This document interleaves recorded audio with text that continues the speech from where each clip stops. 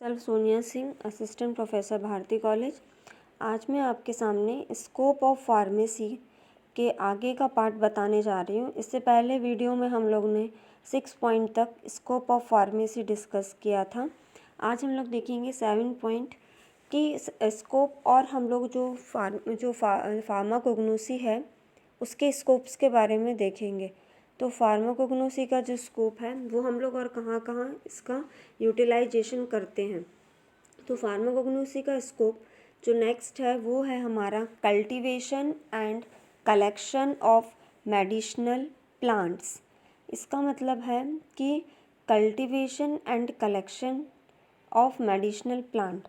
आपने देखा होगा कि बहुत सारी जो क्रूड ड्रग्स होते हैं, अब उसका हमको प्रोडक्शन करना पड़ता है, फॉर्मुलेशन प्रिपेयर करना पड़ता है, तो उसके लिए बहुत सारी डोजेस फॉर्म का हम लोग को कलेक्शन करना पड़ता है, उसका कल्टीवेशन करना पड़ता है। तो ये सब कलेक्शन कैसे होगा, इसके लिए हम लोग को कल्टीवेशन करना पड़ता है प्लांट्स का। फिर कल्टीवेशन के बाद उसका कलेक्शन प्रोसीजर होता है, तब जाके हम लोग उनसे जो भी हर्बल प्रोडक्ट्स हैं उसका फॉर्मुलेशन बनाते हैं और उसको सेल आउट करते हैं।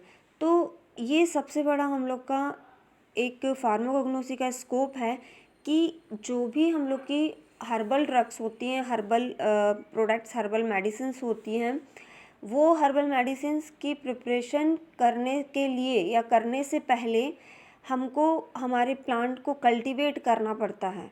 कल्टीवेट करना से मतलब है उसको लगाना पड़ता है फील्ड में। तो इसके लिए भी हमको कल्टीवेशन करने के लिए भी proper environment according to their plant, जैसा प्लांट को नीड है उसके अकॉर्डिंग उस प्लांट को हमको कल्टीवेट करना पड़ता है ऑन दैट सीज़न।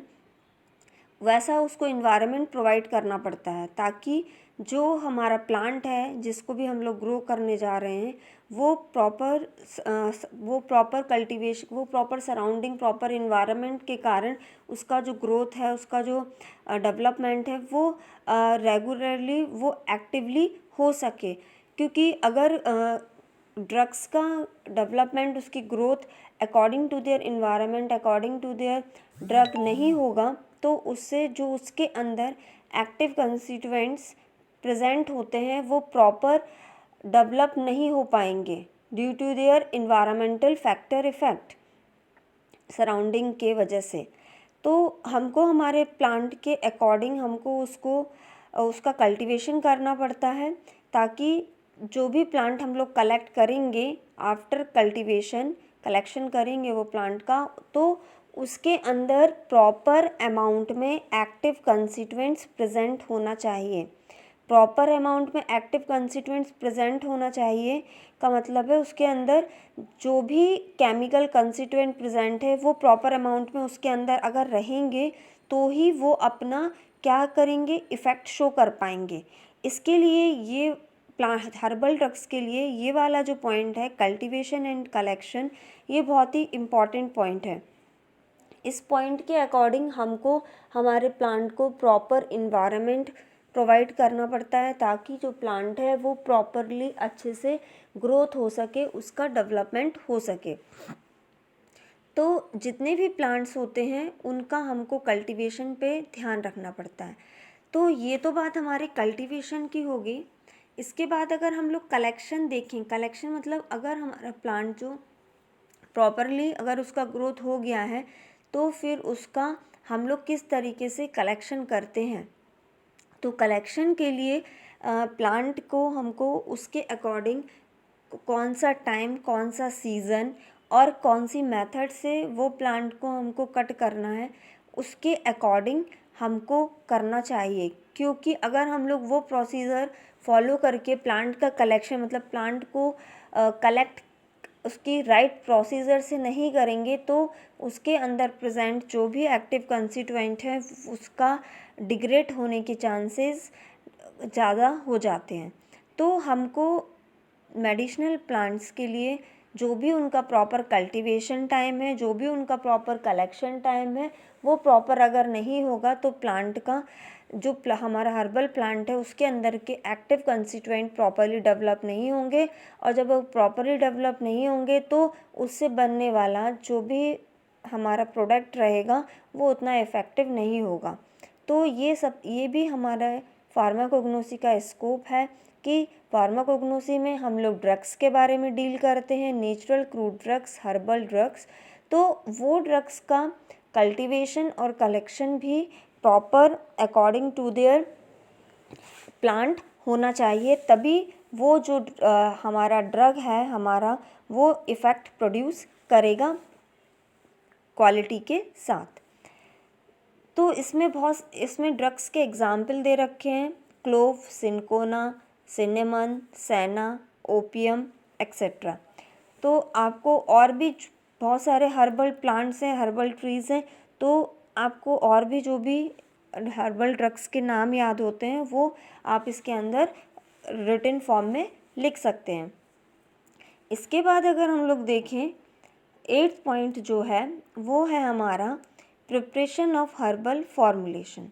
तो अभी हमने बात करी जो भी हमारे हर्बल प्लांट्स हैं, हर्बल ड्रग्स हैं, वो हर्बल ड्रग्स के कलेक्शन और कल्टीवेशन के बारे में।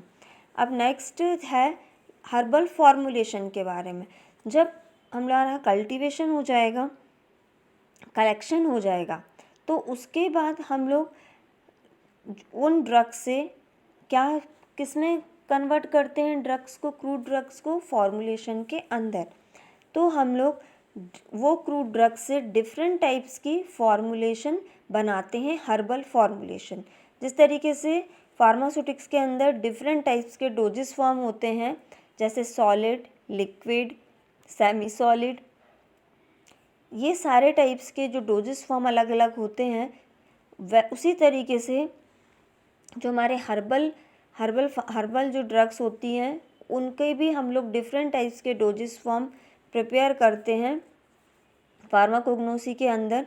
तो वो हर्बल डोजेस फॉर्म जिसको हम लोग हर्बल फॉर्मुलेशन बोलते हैं, वो कौन कौन से टाइप के अलग अलग टाइप के फॉर्मुलेशंस बनते हैं। जैसे कि जो हर्बल फॉर्मुलेशंस प्रिपेयर होते हैं हर्बल ड्रग से, उसके अंदर आता है चूर्णा वर्ड सब सुने होंगे, असावा, अरिस्टा, लेहा एक्सेट्रा। ये सारे के सारे क्या हैं, हर्बल फॉर्मुलेशंस हैं जो कि हर्बल ड्रग से बनाए जाते हैं। इनकी अलग एक मेथड ऑफ प्रिपरेशन होती है, अलग तरीके से ये हर्बल ड्रग की फॉर्मुलेशंस को प्रिपेयर किया जाता है, बनाया जाता है।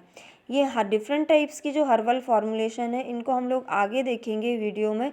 इसके ऊपर पूरा एक चैप्टर है कि जो हर्बल फॉर्मुलेशन है, चूर्णा, असावा, अरिस्टा, लेहा, ये फॉर्मुलेशन किस तरीके से प्रिपेयर होती हैं।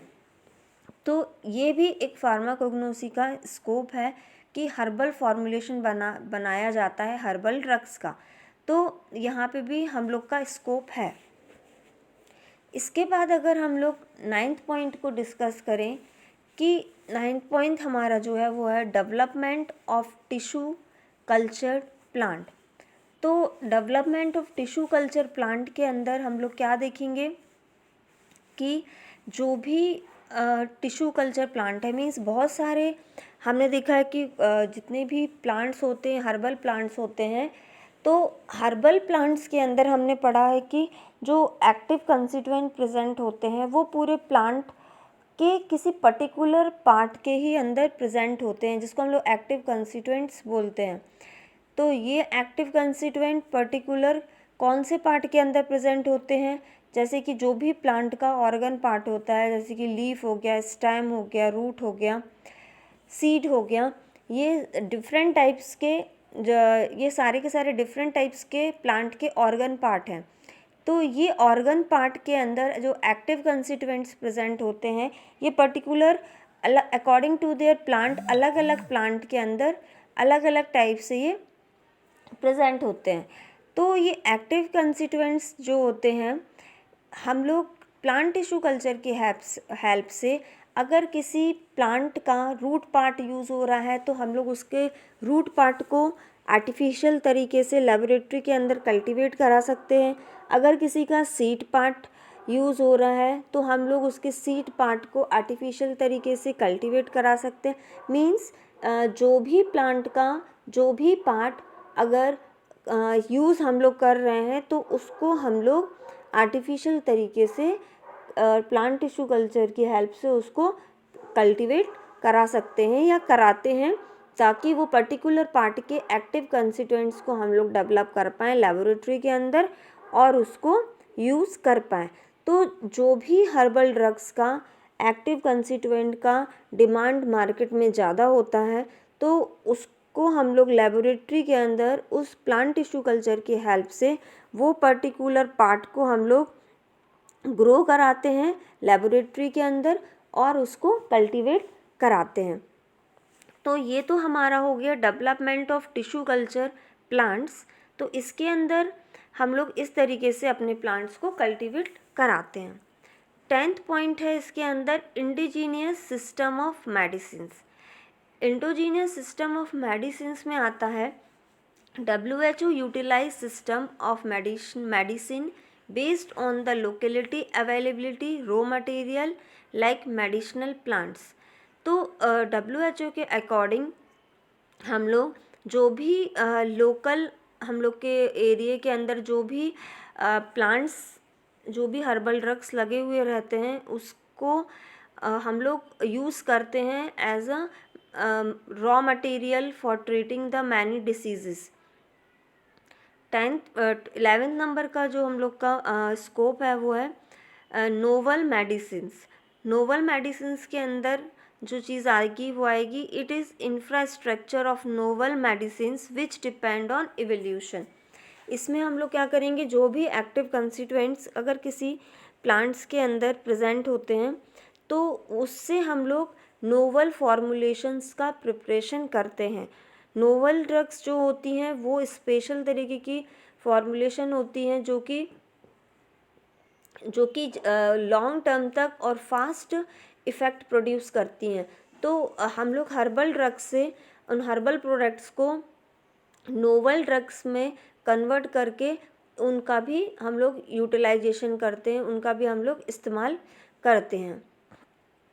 तो ये सारे के सारे हमारे 11 पॉइंट्स हैं किसके बारे में जो हमको बताते हैं, ये हमको इन्फॉर्मेशन देते हैं कि हमारा जो स्कोप है फार्माकोग्नोसी का वो हमारा कहाँ कहाँ है, किस किस फील्ड में हम लोग फार्माकोग्नोसी को यूज़ कर सकते हैं या कौन कौन सी ब्रांचेस फार्माकोग्नोसी के अंदर आती हैं और कहाँ कहाँ इसका यूटिलाइजेशन होता है। तो हम तो इस वाले जो स्कोप ऑफ फार्मेसी ये आपके एग्ज़ाम में पूछा जाता है क्वेश्चन, डिफाइन फार्माकोग्नोसी। आपको इसमें बताना पड़ता है फार्माकोग्नोसी क्या होता है, उसका हिस्ट्री बताना पड़ता है और उसका स्कोप बताना पड़ता है। ये क्वेश्चन बहुत ही इम्पॉर्टेंट है और शॉर्ट नोट में ये क्वेश्चन मोस्टली पूछा जाता है। तो इसमें आप लोग सिंपल सा है, आप लोग डेफिनेशन डिस्कस करेंगे, उसके बाद हिस्ट्री के अंदर आपको ये बताना है कि कौन कौन से साइंटिस्ट कौन कौन से सन में आए और उन्होंने किसके बारे में बताया, कौन से प्लांट्स के बारे में बताया या प्लांट्स के बारे में क्या क्या इन्फॉर्मेशन हमको दिया, ये चीज़ आपको डिस्कस करनी है। उसके बाद आपको स्कोप के बारे में बताना है, मीन्स हर्बल जो प्लांट्स होते हैं, क्योंकि फार्माकोग्नोसी में हम लोग हर्बल प्लांट्स के बारे में पढ़ते हैं। तो जो हर्बल प्लांट्स हैं उनका यूटिलाइजेशन, उनका स्कोप कहाँ कहाँ है, उनसे हम लोग क्या क्या चीज़ें बनाते हैं। तो ये सारे जो पॉइंट्स हैं ये आपको स्कोप ऑफ फार्माकोग्नोसी के अंदर आपको डिस्कस करना है। जैसे कि हमने देखा था कि हम लोग जो फार्माकोग्नोसी का यूटिलाइजेशन कहाँ कहाँ करते हैं, cultivation and collection of medicinal plants के अंदर, कि प्लांट्स जो हमारे हर्बल ड्रग्स हैं उनको हम लोग किस तरीके से लगाते हैं और उनको किस तरीके से कलेक्ट करते हैं। फिर हमने देखा कि अगर हम लोग ड्रग्स को कलेक्ट कर लेते हैं तो उनको हम लोग किस तरीके से उनका फॉर्मुलेशंस बनाते हैं, ये हमने देखा। उसके बाद हमने देखा कि हम लोग जो डेवलपमेंट है वो किस तरीके से उनका डेवलपमेंट करेंगे। फिर हमने देखा कि प्लांट टिश्यू कल्चर की हेल्प से किस तरीके से हम लोग वो प्लांट्स को लगाएंगे। उसके बाद नोवल ड्रग में कैसे कन्वर्ट करेंगे और बायोसिंथेटिक पाथवे में भी हम लोग किस तरीके से उसका यूज़ करेंगे, थेराप्यूटिक हम लोग इसका यूज़ करते हैं।